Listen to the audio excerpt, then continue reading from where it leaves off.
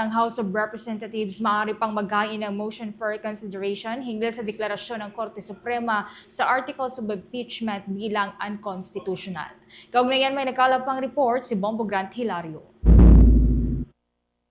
Binigay ng Korte Suprema na maaari pang maghain ng mosyon ng Kamara para maiparekonsidera ang inilabas nitong bagong resolusyon. Ito mismo ang inihayag ni Supreme Court spokesperson Attorney Camille Sumaiting kasunod ng deklarasyong unconstitutional sa Articles of Impeachment laban kay Vice President Sara Duterte. Ayon kasi sa natong tagapagsalita, may pagkakataon ang mababang kapulungan ng Kongreso na isumite sa Korte Suprema ang motion for reconsideration hinggil sa naturang desisyon. Aniyay, bagamat immediately executory o agaran ang pagpapatupad nito, maaari pa rin itong gawin ng House of Representatives upang idulog sa korte ang kanilang panig.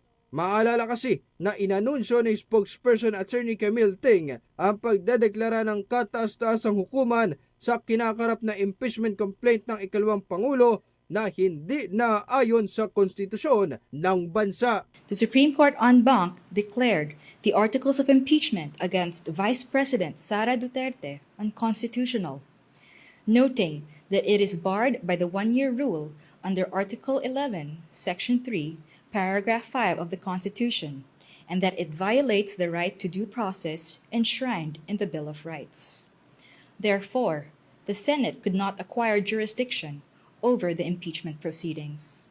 Kaugnay pa rito, nakasaad sa desisyong inilabas ng Korte Suprema ang mga nakita nitong dahilan kung bakit inisyu ang naturang hatol. Base sa desisyong napagbotohan ng maestrado, ang paglabag sa one-year rule at right to due process ang siyang nakitang rason para maging unconstitutional ang Articles of Impeachment, kung saan nagkaisa ang maestrado dito sa naging resulta ng botohan na unanimous decision sa bilang na 13 ang pabor, walang tutol, 2 naman ang inhibit. Kaya't bunso nito'y ipinaliwanag pa ni Attorney Camille Sumaiting ang naging posisyon ng Korte Suprema sa nakitang paglabag sa one-year ban rule ng paghahain ng impeachment complaint laban sa isang opisyal ng gobyerno.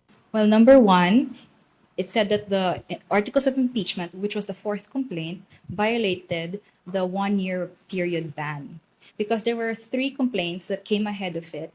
And although Congress was able to include it in the order of business, it did not refer it to the proper committee within the 3 days because they had to adjourn. So the Supreme Court said that they archived it, and as a result, it was terminated, therefore deemed dismissed.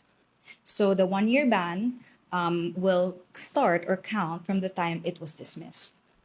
So the fourth complaint could not have validly been transmitted to the Senate. Kabilang rin sa naging basehan ng Korte Suprema sa inilabas na desisyon ay ang agarang pagpasa sa impeachment complaint na hindi umano dumadaan sa tinatawag na due process. Kaya't ang naturang Articles of Impeachment ay ibinasura at ipinawalang bisa ng kataas-taasang hukuman sa deklarasyong unconstitutional ang naturang reklamo laban kay Vice President Sara Duterte. Mula dito sa Korte Suprema, ito si Bombo Grant Hilario, and this is Bombo Radio Philippines, the #1 and most trusted source of news and information. Basta Radio, Bombo! For the most trusted source of news and information, visit our website at www.bomboradio.com. Follow us on Bombo Radio mobile app, Facebook, YouTube, TikTok, and X, formerly Twitter. Like, share, and stay connected. Anytime, anywhere.